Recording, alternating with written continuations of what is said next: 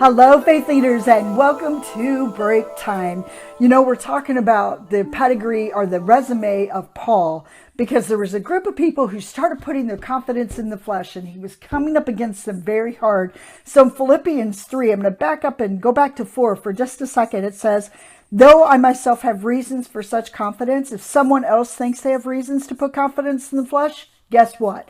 I have more.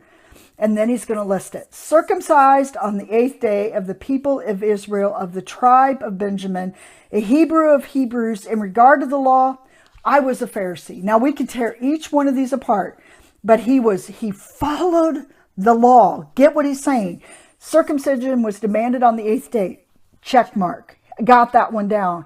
I'm a follower. I did what I was supposed to do. That's what it's saying. Of the people of Israel, I was of the tribe of Benjamin, a Hebrew of Hebrews. In regard to law, you want to know how well I followed the law?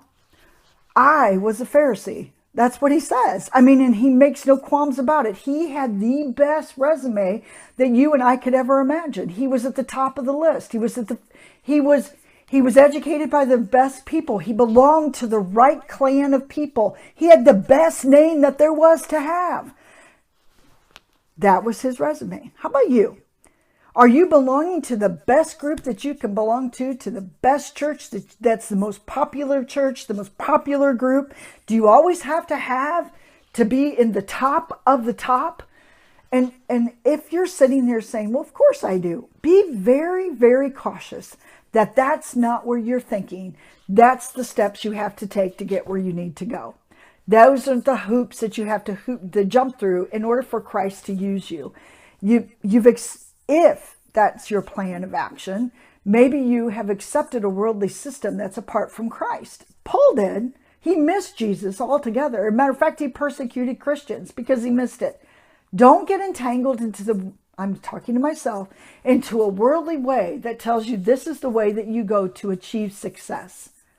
Paul's saying, if you want to be successful, if you want to be a faith leader, then your confidence isn't placed in the hoops that you jump through, into the degrees that you have, and be involved with the right people at the right time, because he had it all.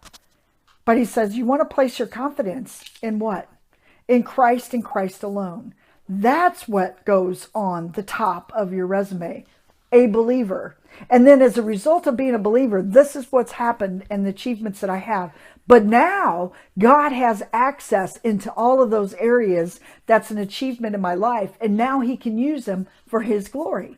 They're not there to puff you up, because knowledge will puff you up, but love builds others up.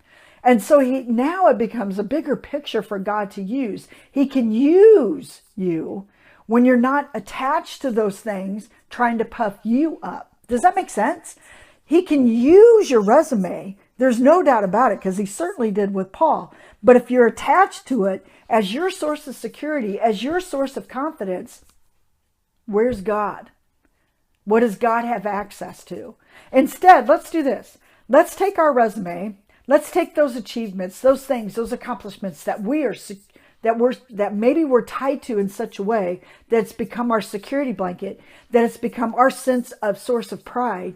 And let's lay it before God and say, this is you use these. My confidence isn't here. And really test your heart and be really honest with yourself. Are you attached to these things as your source of, well, now you can walk around a little higher than everybody else because you have these achievements?